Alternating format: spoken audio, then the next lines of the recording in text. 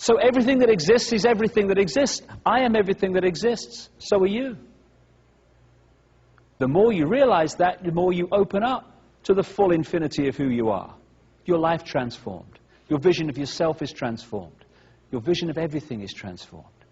The more you see yourself as just an individual, ordinary little man and woman in the street, I got no power, mate, what can I do? Once you do that, you are shutting yourself off from the infinity of who you are, and you become a fraction of what you are.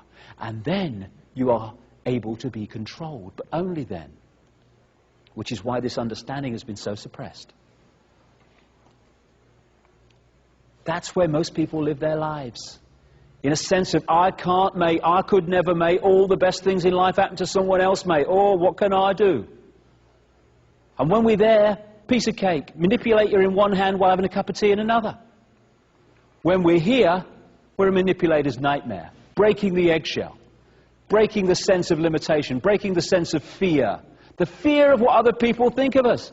How many people watching this video now would love to say something, but they think, oh, God, what will my mother say? Oh, what will they think of me? Or you'd love to do something in your life, and you say, oh, well, what will they think? I couldn't give a damn what they think. They have a right to think what they like, but so do you and so do I. We forgot that. And once we start believing that because people are different to us, they must be wrong, then we're in a situation where whoever sets the norms in society runs the world. Because we police each other, like I said right at the start of this journey we've both been on, and all been on in the last few hours.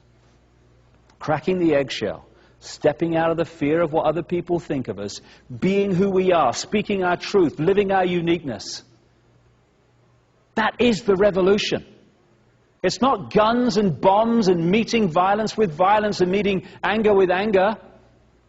What's the point? You get twice the anger, twice the violence. My goodness me, we've moved on, haven't we?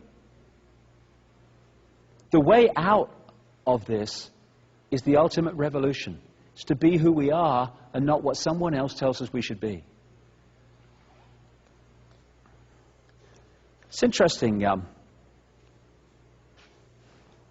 If you stood in front of a mirror, or not even in front of a mirror, anywhere, and you got a baseball bat, and you started smacking yourself around the head with it, people would call the guys in white coats, wouldn't they? Crikey, get him away.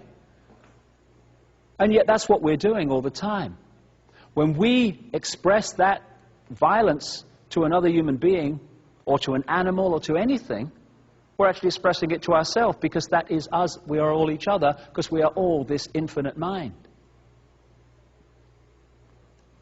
And because we've lost sight of the fact that we are everything, and what we are inside is what we externally create, we go round, because of the manipulation, we're like walking, talking movie projectors. Let me put it this way. Our inner self, our state of being, our attitudes, are resonating us to a certain vibrational frequency. You change your attitudes, the frequency changes. Hate has a certain frequency. And when we feel hate, we resonate the energy around us, that is us, to the hate frequency. We feel love, we resonate it to a different frequency. This energy that we put out with this vibrational code within it, created by our thoughts and attitudes, then draws towards it a reflection of itself. Other energy fields, people, places, ways of life, experiences that sync with what we're putting out. Therefore, what we are in here, we externally create. And I came across this symbol here. There's some esoteric symbols and that involved in there, but ignore all them. I'm just looking at the basic concept, which is of a reflection. There was a guy, a writer called Longfellow. I think it was Longfellow who wrote this. Anyway, some tall chap. And he wrote a story about how someone drowned thrashing in the water, fighting with their own reflection. And again, if you saw someone next to the river doing that, you'd call the white coats. They'd be on call all day, wouldn't they? But that's what we do, all of us, all the time. We seek to change what we've created by thrashing at the reflection instead of looking at what's creating it. So when things are happening in our lives we don't like, and we're drawing people into our lives we don't like, and we're drawing experiences we don't like, instead of saying, why am I drawing these in? What is it about me that's creating this? What is it I'm putting out that's drawing this reflection in that I don't like? This pain in the arse is giving me a hard time. Instead of taking that power back and responsibility for what we create in our lives, we look out there for it. Boom, boom, boom. And we're encouraged to. And so we're in a situation where we're looking at the reflection, trying to change what's going on, when we need to change what is being reflected.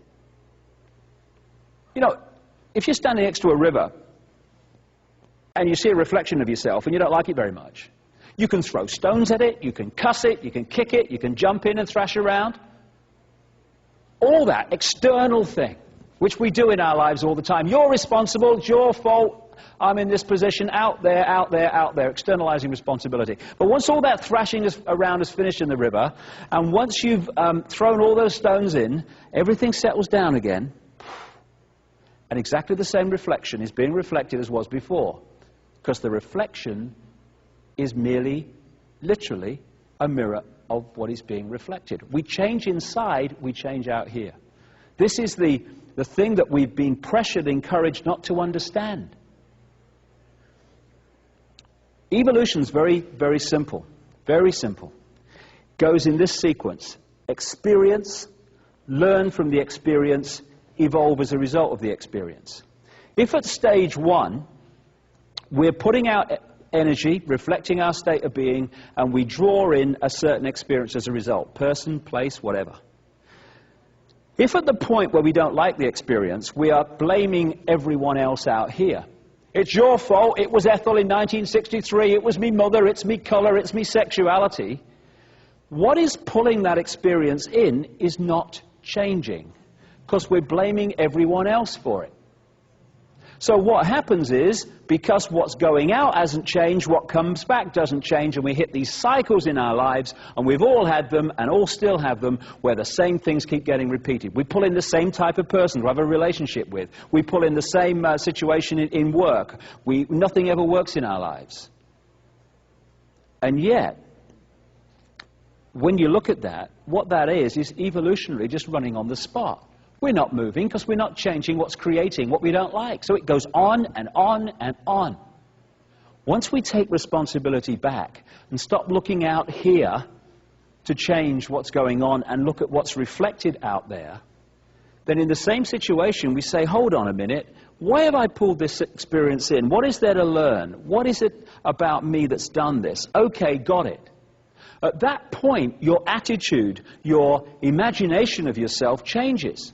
When that changes, what you resonate out changes, so you start pulling in different experiences that reflect the new vibration you're putting out and not the old one.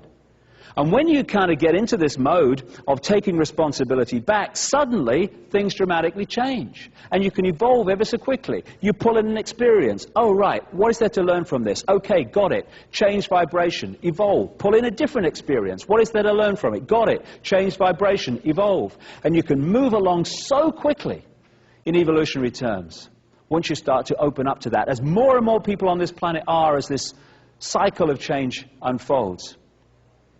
Or you can stand here forevermore blaming every bugger else for things that you're creating and we're all creating. And that's an option too, but not a very good one.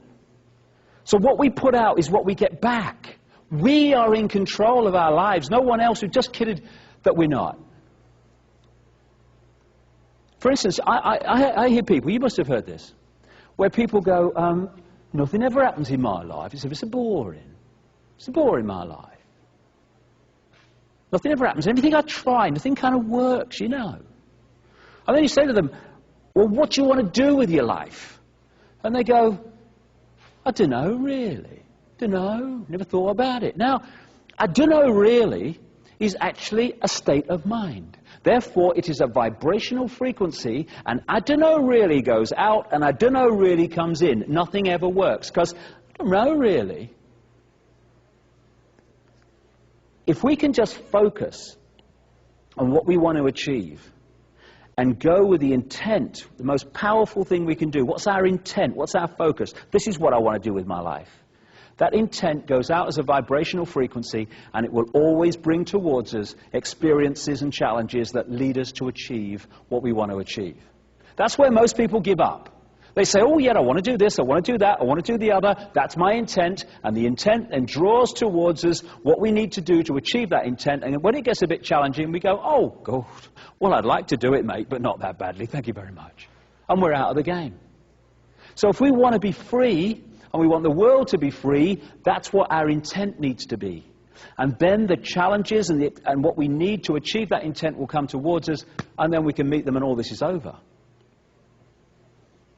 Because if we keep jogging on the spot, blaming everyone else, this is going on, and it's going to go on into another cycle for a very long time.